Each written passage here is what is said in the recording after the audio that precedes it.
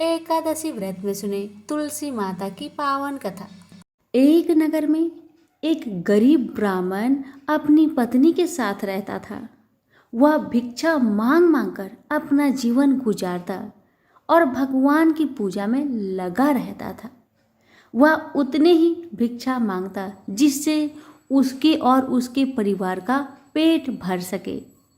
उस नगर का राजा बहुत धनवान था और ब्राह्मणों का आदर करने वाला था। राजा किसी भी ब्राह्मण को अपने महल से खाली हाथ नहीं जाने देते थे। दूर दूर से ब्राह्मण राजा के पास आते और मुंह मांगा दान लेकर आशीर्वाद देते हुए वापस चले जाते थे। एक दिन ब्राह्मण की पत्नी ने ब्राह्मण से कहा कि दूर दूर के ब्राह्मण राजा से मनचाहा दान लेकर चले आते हैं और तुम भी यहाँ रहकर राजा के पास नहीं जाते। जन्म भर मैं कंगाली का झक झेलूं, आज तुम जाओ और राजा से कुछ मांग कर लाओ। ब्राह्मण ने पत्नी को समझाते हुए कहा, तू तो बावड़ी है, हमें धन की क्या जरूरत, हमें इतना तो मिल ही जाता है जिससे हम अपना पेट भर सके। और राजा का धन तो अच्छा नहीं होता, वो हमें नहीं लेना चाहिए। ब्राह्मण की पत्नी जिद पर अड़ गई और बोली, मैं तुम्हारी एक भी बात सुनने वाली नहीं। कब तक हम कंगाली में जीते रहेंगे? तुम तो रोज माला लेकर बैठ जाते हो। अपने बच्चे को क्या खिलाएंगे और क्या पहनाएंगे? जब बच्चे दूसरे बच्चों को पहनते, ओढ़ते और खाते पीते देखेंगे तो उनका भी मन ललचाएगा। अब तुम राजा के पास जाओ, राजा बहुत भला व्यक्ति है, वो हमें मुंह मांगा दान जरूर देंगे। मजबूर होकर ब्राह्मण राजा के महल की ओर चल पड़ा, पर राजा उस समय महल में नहीं था। ब्राह्मण को वापस लौटना पड़ा। दूसरे दिन ब्राह्मण की पत्नी ने ब्राह्मण को फिर से महल में भेजा, परंतु राजा फिर से महल में नहीं मिला। तीसरे दिन राजा महल में गया और उसने ब्राह्मण का स्वागत किया और उसे आसन पर बैठाया और साथ में ब्राह्मण देवता से 2 दिन न मिल पाने के लिए क्षमा भी मांगी। राजा ने कहा, मैं आपकी क्या सेवा कर सकता हूँ? ब्राह्मण ने कहा, जो मैं मांगू वो आप दे सकेंगे? राजा ने कहा, हाँ हाँ कहिए, मैं आपकी क्या सेवा कर सकता हूँ? ब्राह्मण ने निवेदन किया, महाराज मैं कुछ और नहीं चाहता, बस आप मुझे अपने पसीने की कमाई से 4 पैसे दान में दे दीजिए। ब्राह्मण की बात सुन राजा बहुत हैरान हो गए और मन ही मन सोचने लगे कि मेरे महल में कितने सारे धन पड़े हैं, पर मेरी मेहनत की एक कौड़ी भी नहीं है। राजा ने ब्राह्मण से कहा, आप मुझे 1 दिन का समय दे, मैं कल आपको आपका मुंह मांगा दान दूंगा। ब्राह्मण महल से अपने घर को खाली हाथ ही लौट आए। ब्राह्मण को खाली हाथ आता देख पत्नी बोली, क्या हुआ, राजा ने कुछ दिया नहीं? ब्राह्मण बोला, राजा ने कल देने के लिए कहा है। ब्राह्मण की पत्नी सोचने लगी, शायद इन्होंने बहुत सारा धन मांगा होगा और राजा को इसकी व्यवस्था करने में समय लग रहा होगा, इसलिए कल बुलाया है। दूसरी ओर राजा ने अपने राजसी कपड़े बदलकर फटे पुराने कपड़े पहने और मजदूर जैसा भेष बना लिया। जब राजा की पत्नी ने देखा और कारण पूछा तो राजा ने सब कुछ बताया। रानी बोली, मैं भी आपके साथ चलूंगी। राजा के हाँ कहने पर रानी भी पुरानी साड़ी पहनकर आ गई। इस प्रकार राजा रानी मजदूरी की तलाश में शहर निकले। लुहारों के मोहल्ले में जाकर राजा ने आवाज लगाई, किसी को मजदूर चाहिए? आखिरकार एक लुहार ने उन्हें बुला लिया, जो पहिए पर हाल चढ़ाने की तैयारी कर रहा था। उसने राजा से कहा, देखो तुम्हें पहले खलात ठोकनी पड़ेगी और जब आग आ जाए उसके बाद घन पिटना होगा। फिर रानी की ओर देखकर कहा, तुम्हें कुएं से पानी लेकर होदी भरनी होगी और कोयले वाले घर से कोयला लेकर भट्टी में डालना होगा। तुम दोनों के दिन भर काम करने के लिए मैं तुम्हें 2-2 आने दूंगा। अगर काम पसंद हो तो बोलो, नहीं तो अपना रास्ता नापो। राजा रानी लोहार के बताए काम को करने लगे। राजा खलात ठोकने लगा पर उससे काम ठीक से नहीं हो पा रहा था। लोहार नाराज होकर राजा को ठीक से काम करने के लिए कहता है। राजा जैसे तैसे अपना काम करने लगा। रानी भी कुएं से पानी भरकर लाने लगी। रानी के हाथ में फफोले पड़ गए। किसी तरह बड़ी कठिनाइयों से उसने पानी का हौज भरा। उसके बाद रानी कोयला लाकर भट्टी में डालने लगी। कोयला भरने के कारण रानी के गोरे गोरे हाथ और कपड़े काले पड़ गए। भट्टी में आग आने पर लोहार ने पात भट्टी में से निकालकर पहियों पर जमाई और एक घन अपने हाथ में लेकर और एक राजा के हाथ में देकर कहा, देखो बारी बारी से घन इस पर पटकना, हाथ इधर उधर ना होने पाए। राजा जोर जोर से घन पटकने लगा, लेकिन उसका निशाना ठीक नहीं बैठता था। कभी घन हाल पर गिरता तो कभी पहिए पर। मजदूरों का ऐसा काम देखकर लुहारिन बरबराती हुई आई और लोहार से कहने लगी, तुमने कहाँ से यह नौसिखिए मजदूर काम पर लगाए हैं? इनसे काम तो होगा नहीं। यह मजदूर तुम्हारा सब काम बिगाड़ देंगे। राजा रानी उन दोनों की फटाकर सुनते सुनते अपना काम मन लगाकर करते रहे। घन पटकते पटकते राजा का शरीर पसीना से तर तर हो गया और जोर शोर से सांस चलने लगी। रानी भी पानी भरते भरते और कोयला झोंकते झोंकते थक कर चूर हो गई। दोनों ने पूरे दिन बहुत मेहनत की। लुहार ने राजा रानी को 2-2 पैसे दिए, जिसे वो बड़ी खुशी खुशी लेकर महल आ गए। आज उन्हें पता चला कि मेहनत की कमाई कैसी होती है। राजा ने 4 पैसे अलग रख दिए और अगले दिन ब्राह्मण को बुलाकर उसे दे दिए। ब्राह्मण राजा को आशीर्वाद देकर घर लौटा और ब्राह्मणी से कहा, लो मैं राजा के यहाँ से दक्षिणा ले आया हूँ। ब्राह्मणी खुश होकर दौड़ती हुई आई, पर जब उसने 4 पैसे देखे तो वह ठिठक कर रह गई और उन्हें दूर फेंक दिया। वो जल भूनकर ब्राह्मण से बोली, तुम जैसे दरिद्र राजा के यहाँ भी जाकर कुछ नहीं मांगा, शर्म भी नहीं आती।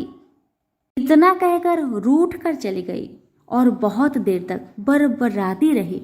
ब्राह्मण ने उन 4 पैसों को उठाकर तुलसी के पास रख दिए और सोचा, जब ब्राह्मणी शांत हो जाएगी तो जरूरत पड़ने पर ये सिक्के को उठा लेगी। परंतु कई दिनों तक पैसे वहीं रखे रहे और फूल बेलपत्र ऊपर से गिर गिर कर मिट्टी में दब गए। ब्राह्मण और ब्राह्मणी दोनों ही उन सिक्कों के बारे में भूल गए। कुछ दिनों के बाद तुलसी जी के घर में 4 पौधे उगे। चारों पौधे बहुत सुंदर थे। यह देख ब्राह्मणी रोज उसमें पानी डाल देती।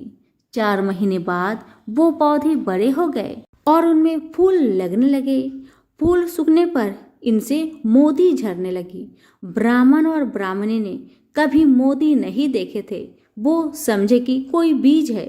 हर रोज कई कई फूल झरते और मोती पूरे तुलसी पर बिखर जाते।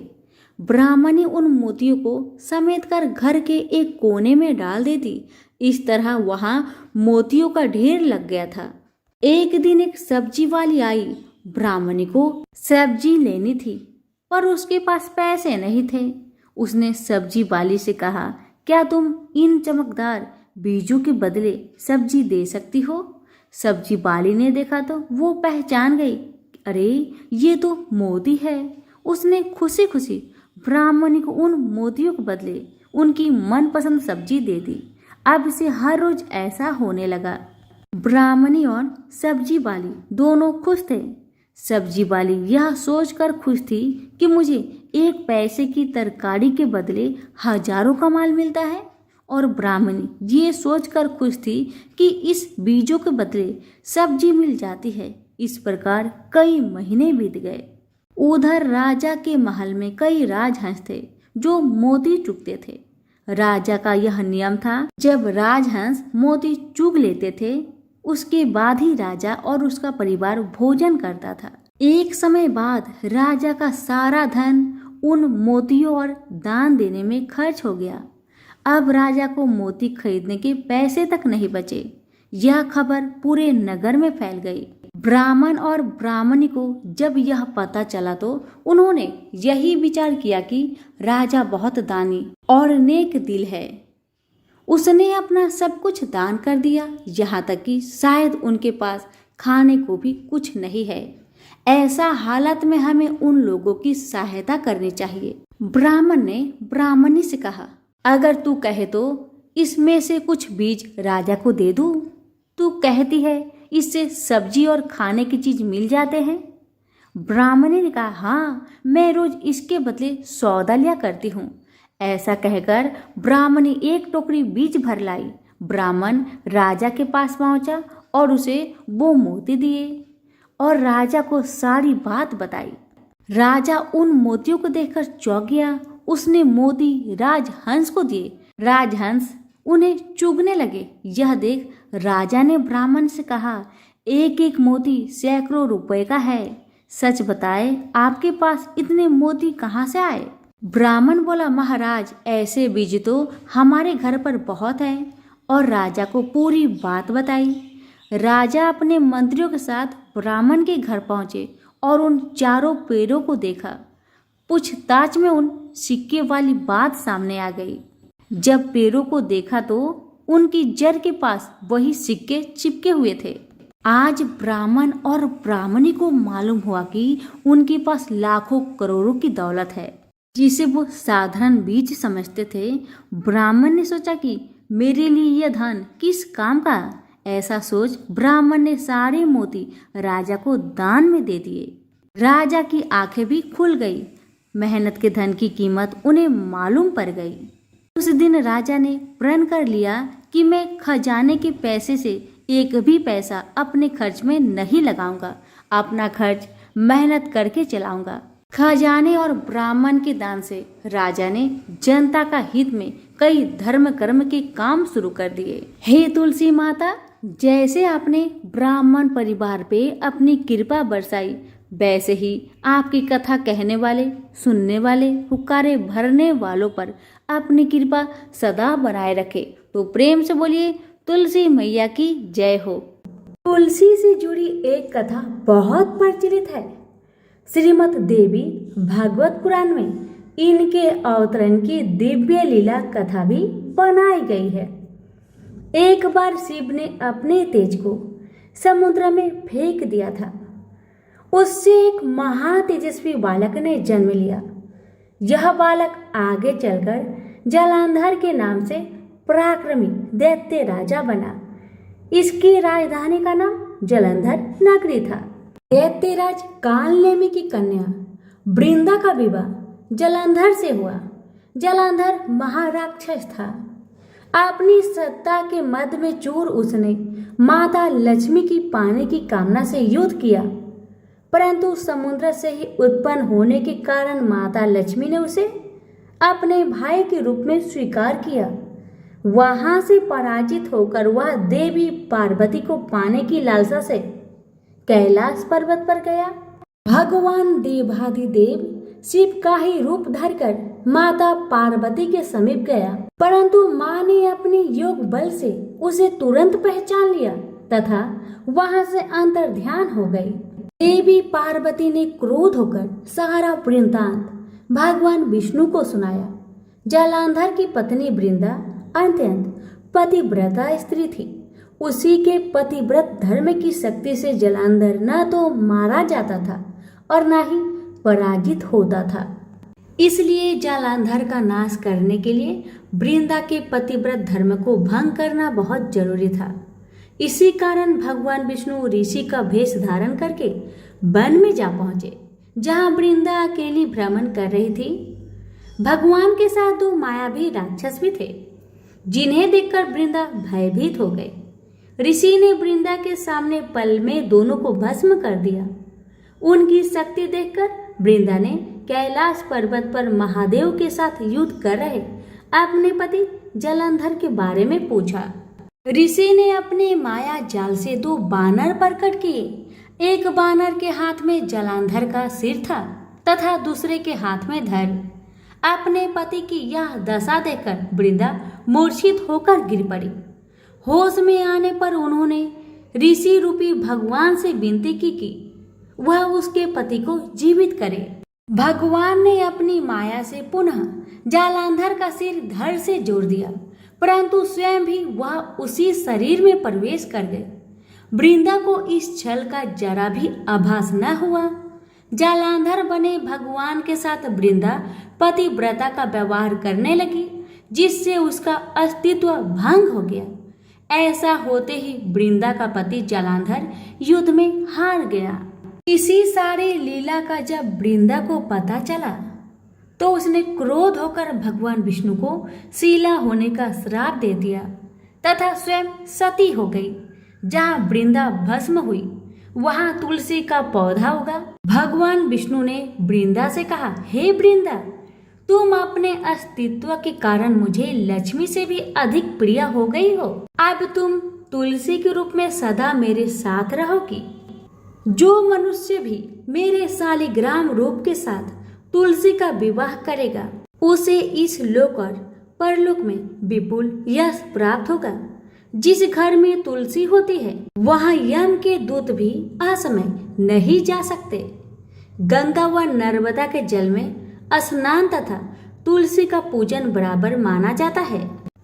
चाहे मनुष्य कितना भी पापी क्यों न हो, मृत्यु के समय जिसके प्राण मंजरी रहित तुलसी और गंगा जल मुख में रखकर निकल जाते हैं, वह पापों से मुक्त होकर बैकुंठ धाम को प्राप्त होता है। जो मनुष्य तुलसी व आंवलों की छाया में अपने पितरों का श्राद्ध करता है, उसके पितर मोक्ष को प्राप्त हो जाते हैं। उसी दैत्य जालंधर की यह भूमि जालंधर नाम से विख्यात है। सती वृंदा का मंदिर मोहल्ला कोट किशनचंद में स्थित है। कहते हैं इस स्थान पर एक प्राचीन गुफा थी जो सीधी हरिद्वार तक जाती थी। सच्चे मन से 40 दिन तक सती वृंदा देवी के मंदिर में पूजा करने से सभी मनोरथ पूर्ण होते हैं। तो प्रेम से बोलिए तुलसी मैया की जय। अब सुनिए तुलसी मैया की आरती। जय जय तुलसी माता मैया, जय तुलसी माता, सब जग की सुखदाता, सबकी बर माता। जय तुलसी माता। सब योगों से ऊपर, सब रोगों से ऊपर, रज से रच करके सबकी भाव त्राता। जय तुलसी माता। बटु पुत्री है श्यामा, सुरवल्ली है ग्रामैया, विष्णु प्रिया जो नर तुमको सेवे, सो नर तर जाता। जय तुलसी माता। हरि के शीस विराजत, त्रिभुवन से हो बंदित, पतित जनों की तरनी तुम हो विख्याता। जय तुलसी माता। लेकर जन्म विजन में आए दिव्य भवन में, मानव लोक तुम्ही से सुख संपत्ति पाता। जय तुलसी माता। हरि को तुम अति प्यारी, श्याम बरन सुकुमारी, प्रेमा जब है उन्हीं का तुमसे कैसा नाता। हमारी विपद हरो तुम, कृपा करो माता। जय तुलसी माता। जय तुलसी माता। जय तुलसी माता मैया, जय तुलसी माता, सब जग की सुखदाता, सबकी बर माता। जय तुलसी माता मैया, जय तुलसी माता। प्रेम से बोलिए तुलसी मैया की जय। वीडियो को लाइक शेयर करना ना भूलें। धन्यवाद।